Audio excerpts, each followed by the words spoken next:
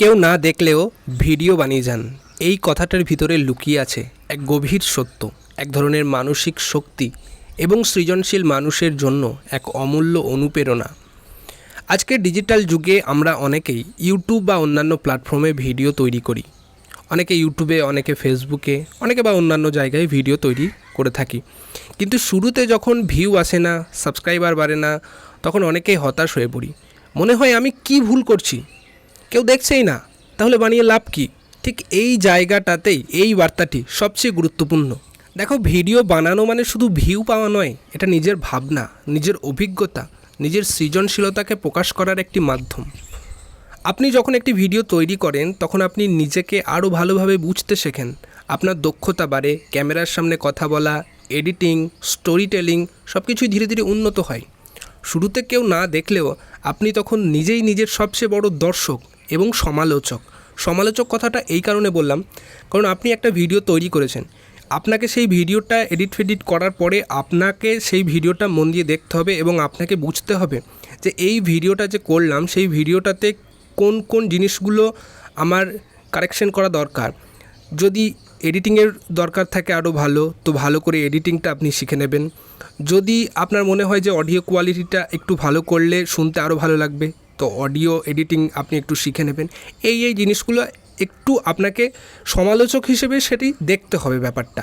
বর্তমানে অনেক বড় ইউটিউবার যেমন মনোজ দে, অল বাংলা টিপস রয়েছে, বাবনদা, এছাড়াও আরও অন্যান্য টেকনিক্যাল গুরুজি বলুন বা রোহন নাগ বলুন, তো এই সব ইউটিউবারদের গল্প দেখলে আমরা বুঝতে পারি তারা সবাই একসময় এই একই পরিস্থিতির মধ্যে দিয়ে গেছেন।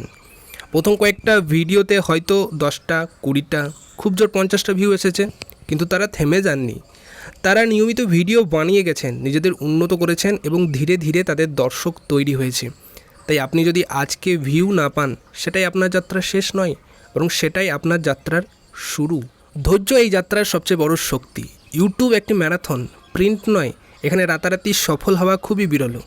যারা সফল হয় তারা সময় দেয়, চেষ্টা করে, ভুল থেকে শেখে, আবার চেষ্টা করে, আবার ভুল হয়, আবার শেখে। আপনি যদি নিয়মিত ভিডিও আপলোড করেন, আপনার কন্টেন্ট উন্নত করতে থাকেন, তাহলে একদিন না একদিন আপনার ভিডিও মানুষ দেখতে শুরু করবে। আরেকটি গুরুত্বপূর্ণ বিষয় হলো নিজের প্রতি বিশ্বাস রাখা। অনেক সময় আমরা অন্যদের সঙ্গে নিজেদের তুলনা করি। দেখি কেউ খুব দ্রুত সফল হয়ে গেছে আর আমরা এখনও সংগ্রাম করছি। কিন্তু দেখো, প্রত্যেকের পথ আলাদা, আপনার যাত্রা আপনার নিজের। আপনি যদি সত্যিকারের আগ্রহ থেকে ভিডিও বানান, তাহলে সেটার মূল্য একদিন অবশ্যই আপনি পাবেন।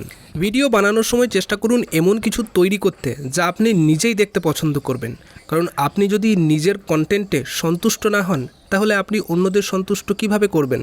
অন্যদের সন্তুষ্ট করা কিন্তু কঠিন হয়ে দাঁড়াবে। আপনার প্যাশন, আপনার আগ্রহ, এসবই আপনার ভিডিওকে আলাদা করে তুলবে।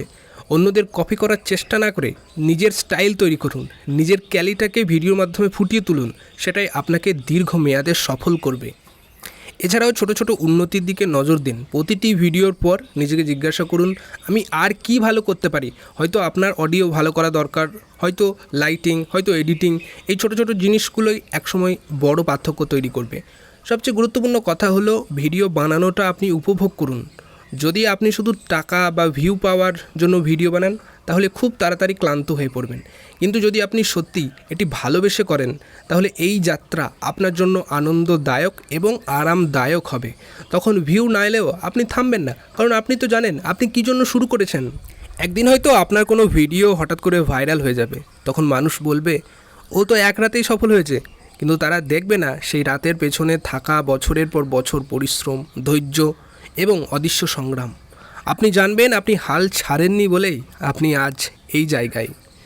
তাই যদি আজকে আপনার ভিডিওতে ভিউ না আসে, তবুও থামবেন না, ক্যামেরা চালু করুন, নতুন কিছু তৈরি করুন। আরে বাবা, নিজের গল্প বলুন।